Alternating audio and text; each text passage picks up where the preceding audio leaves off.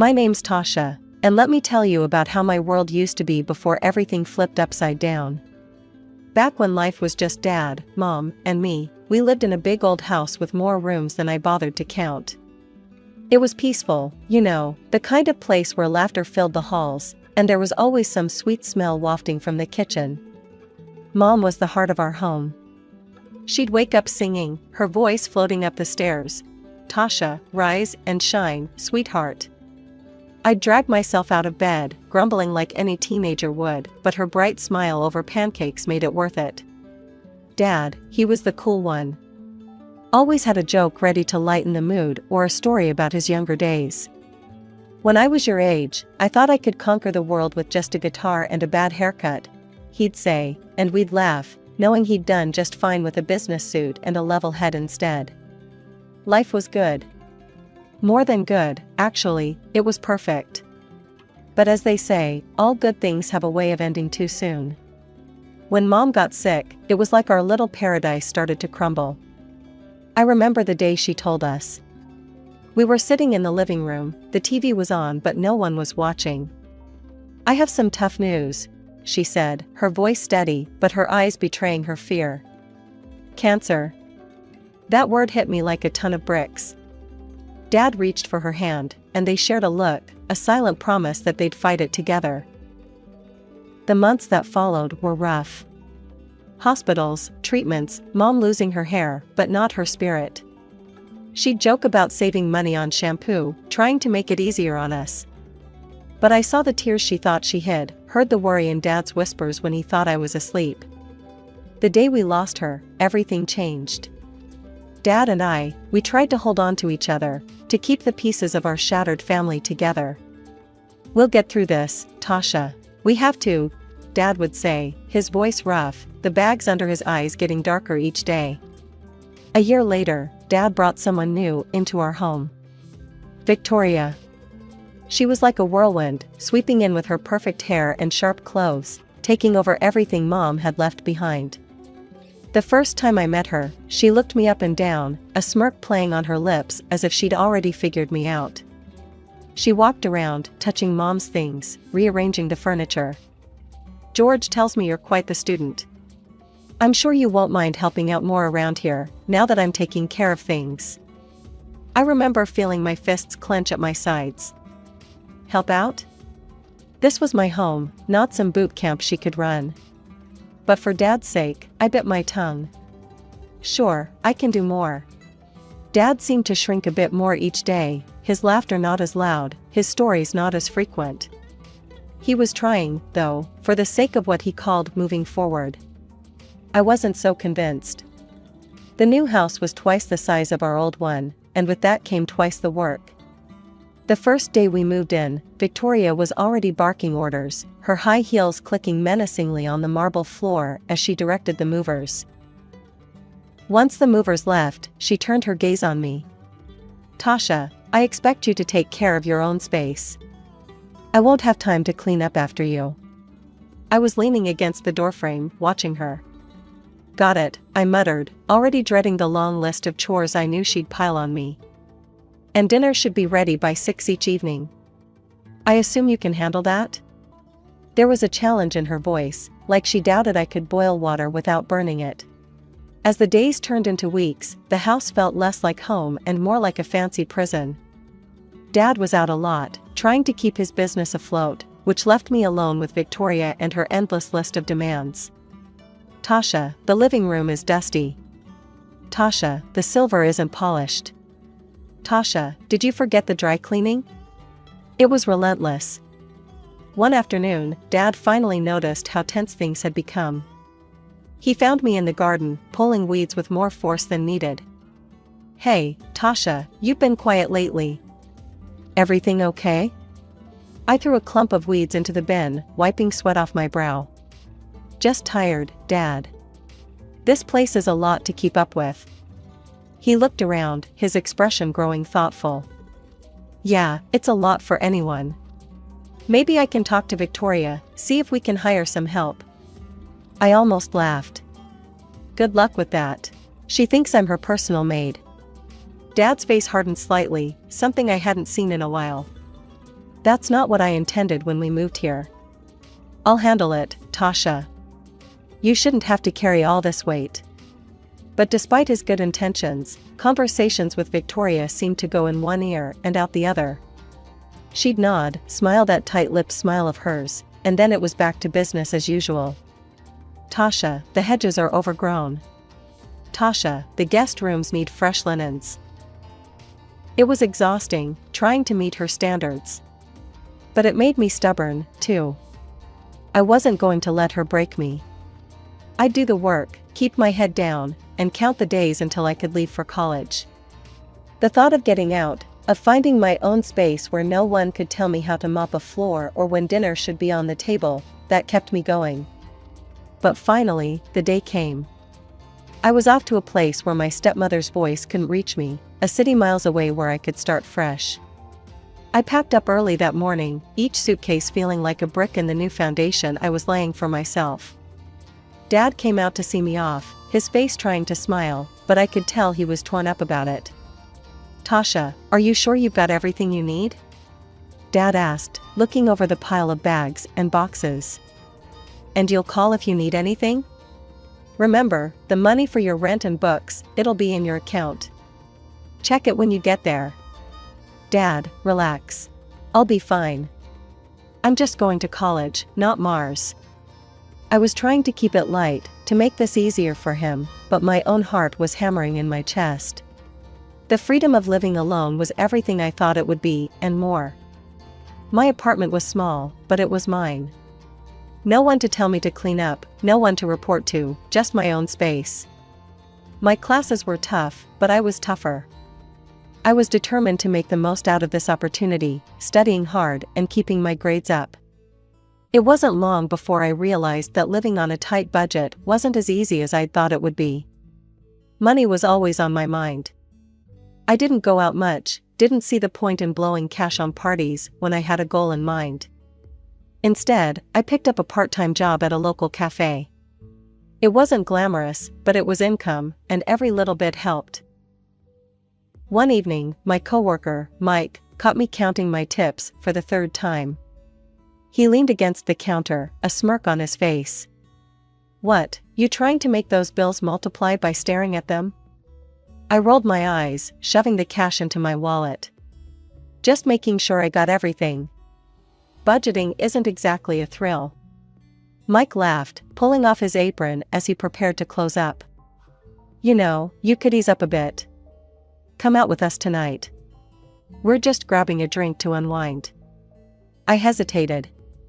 It was tempting, but sorry, I can't. Need to save every penny I earn. Maybe next time.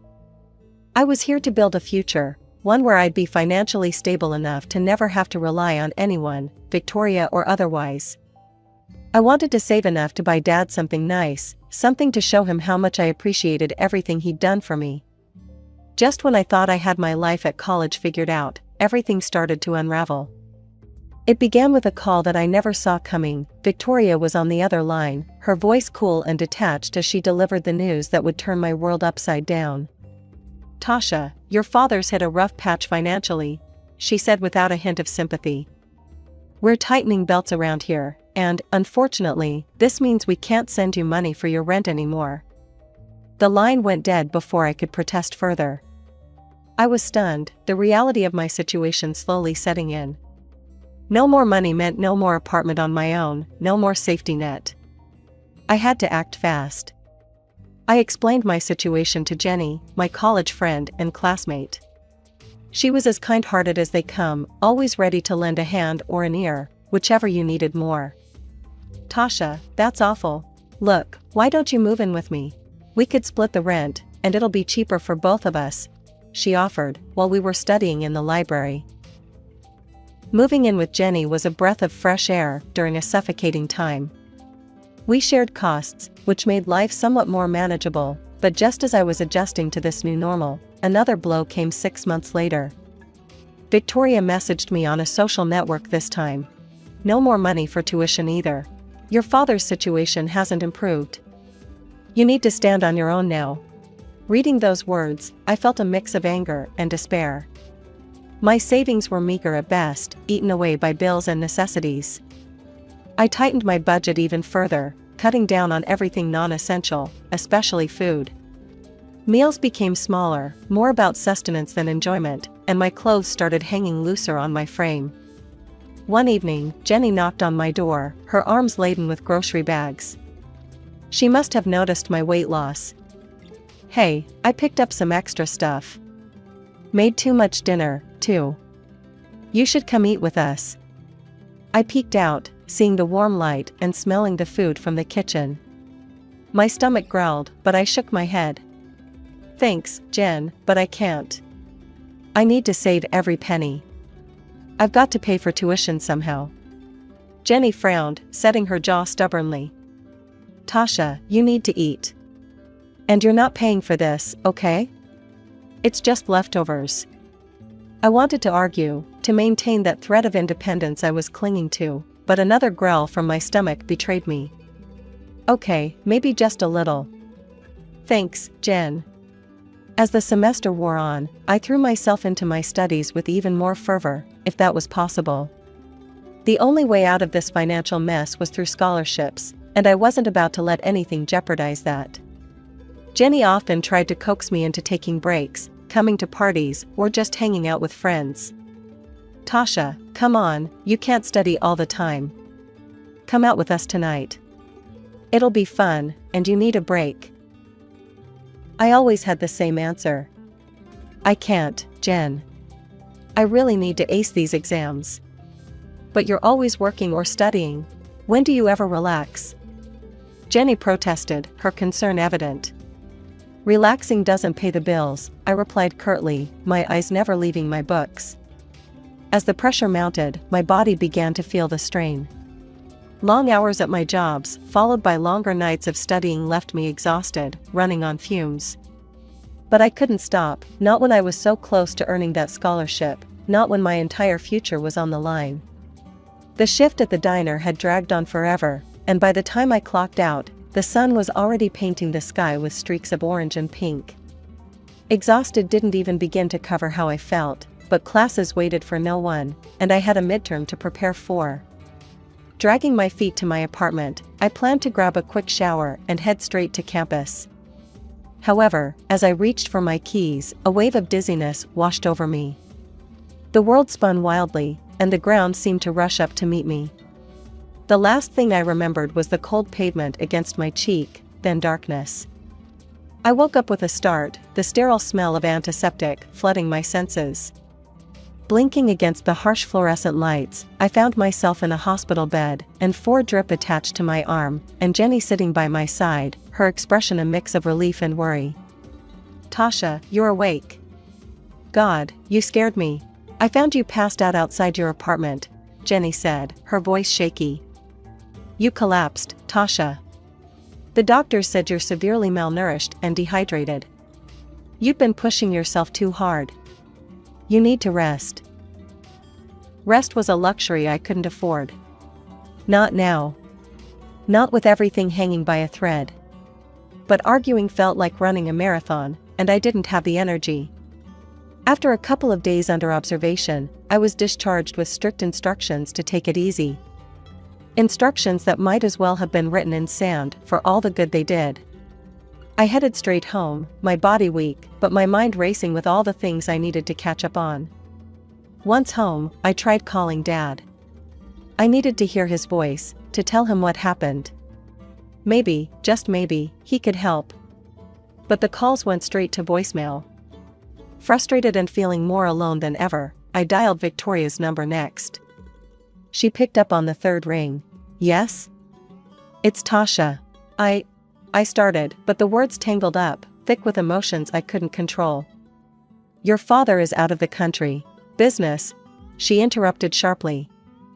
"And before you ask, no, we can't help. You're on your own." Her words hit like a slap. But "There's nothing more to discuss, Tasha. You're an adult. Handle it." The line went dead, leaving a ringing silence in its wake. I sat there, phone in hand, the weight of her dismissal crushing. It was then, in that quiet apartment, that the reality of my situation truly sank in. I was alone. Utterly and completely. Exams were creeping up, looming over me like dark clouds ready to burst. The stress was a tangible thing, wrapping its fingers around my throat, making it hard to breathe. To keep up with my studies, I had no choice but to let go of one of my jobs. Money, already a trickle, now felt like it had dried up to a few last drops. Sitting across from Jenny in the little diner we frequented, I fiddled with the edge of the menu, my stomach growling but my wallet painfully thin. "Stop looking at the prices, Tasha. I've got this, okay?" Jenny said, her voice firm but gentle. She was trying to be supportive, but accepting help never got easier. "I'll pay you back. Every cent," I muttered, feeling the weight of each word. Jenny rolled her eyes, a smile tugging at her lips. Yeah, I know. Just order something hearty, all right? You look like you could use it." Reluctantly, I ordered the cheapest meal, my pride aching with every word. But Jenny was right, I needed the energy, especially now. As the exams rolled in, one after the other, I poured everything I had into them. Nights blurred into days, textbooks and notes scattered around me like a fortress. When the results came in, I couldn't believe my eyes, straight A's. A tuition bonus followed, a small but significant light at the end of a very dark tunnel. I should have been over the moon, but all I could do was collapse into bed, my body and mind shutting down from sheer exhaustion. I slept for days, missing calls and messages, the world moving on without me. One night, wrapped in the solitude of my small apartment, I dreamt of Mom. She was in our old kitchen, humming a tune, her smile warm and inviting. "Tasha, come here, sweetheart," she called, her voice a soft echo of better days. In my dream, I went to her, basking in the feeling of being home, being safe. But as dreams do, it ended, and I woke up in tears, the ache in my chest raw and fierce. The emptiness of the apartment was suffocating, and a desperate need to connect with her overwhelmed me. I made a decision then, one that felt like grasping at straws but necessary. I would go back to my hometown, visit her grave, and maybe, just maybe, find some of that peace I saw in my dream. Checking my bank account, I calculated what I could afford, a cheap bus ticket, the cheapest I could find. Work could do without me for a couple of days, I wasn't much use to them or anyone else in my current state anyway. "Jen, I'm going home for a couple of days," I told her over the phone, my voice more steady than I felt. "Home?" There was a pause, and I could picture her brow furrowing in concern. "Are you sure that's a good idea?" "Okay, but call me, all right?" "Anytime, day or night. Promise?" "Promise," I said, feeling a thread of warmth at her concern. The journey back was a blur, my thoughts a tangled mess of memories and what-ifs. As the bus rolled into the familiar streets of my hometown, a mixture of dread and longing settled in my stomach. It was supposed to be a simple visit, a moment to feel close to Mom again, but as I walked among the familiar gravestones, a figure in the distance caught my eye. My heart skipped, tall, with a familiar stoop of the shoulders, kneeling by a grave. My pace quickened, disbelief and hope churning within me. "Dad?" My voice was tentative, almost afraid to shatter the fragile moment. The figure turned, and our eyes met. There was a flicker of confusion, then recognition, and something that looked a lot like sorrow. "Tasha?" His voice broke, raw with emotion. It had been so long. I ran to him, no longer caring about the cold or the tears that had started to spill over. "Dad, what are you doing here?" He rose quickly, nearly stumbling in his haste, and enveloped me in his arms. I was suddenly 5 years old again, safe and cherished. I had a dream about your mother," he confessed, pulling back just enough to see my face. "She told me to come here today." I gasped, the parallel too stark to ignore. I had a dream about her, too. That's why I'm here. Dad wiped away my tears with an old handkerchief, rough and a bit frayed. "Seems like she's still looking out for us, huh?" "Yeah, seems like it," I agreed, laughter mingling with my tears. "We should talk, Tasha. Come back to the house with me. Dad suggested, his tone hopeful yet cautious. I hesitated, images of Victoria's cold stares flashing through my mind. Are you sure? What about Victoria? She'll manage. You're my daughter, and we have a lot to catch up on. His voice held a firmness I hadn't heard in a long time. The ride to the house was filled with an awkward yet comforting silence. When we arrived, Victoria was in the front yard, pruning roses with sharp snips that seemed to echo her mood. Tasha? What are you doing here? She stood up straight, her eyes narrowing as she took in my presence. I stepped forward, bolstered by Dad's presence. I came to see Dad. We have some things to talk about. Dad nodded at Victoria. Why don't you make us some dinner? We'll be inside. Her mouth tightened, but she nodded stiffly and headed inside. Dad led me into the living room, a space that once felt warm but now seemed curated for appearance rather than comfort. The tension in the dining room was thick enough to cut with a knife. Victoria, looking paler than usual, was fussing about leaving the house on some urgent errand, but Dad's voice stopped her cold. Sit down, we're not done here. Reluctantly, Victoria sat, her hands twisting nervously in her lap. Dad turned his attention to me, his brow furrowed in concern. Tasha, you've lost so much weight. Are you on some sort of diet? I shook my head, a bitter laugh escaping me. Diet? Hardly. It's not choice, Dad, it's necessity. I've been struggling to make ends meet because I've been paying for my tuition and all my living expenses by myself. His confusion was apparent. What are you talking about? I've been sending $3,000 every month to cover your expenses. It's been sent to your account on the 15th every month without fail. I stared at him, stunned. What? Dad, I haven't seen a dime of that money for the last 2 years. I've been working 2 jobs just to pay my bills and tuition. The color drained from Dad's face as he turned to Victoria. Is this true? Where's the money, Victoria? Victoria stood up abruptly, her chair scraping loudly against the floor. I needed it. It wasn't supposed to be permanent. Dad's voice was a low growl. Tell me everything, now. She hesitated, then spilled the beans. I got involved in a financial pyramid scheme. I thought I could make a quick buck, turn around our financial woes, but I ended up in debt. The people I dealt with, they're not the kind you say no to. I used Tasha's money to pay them off.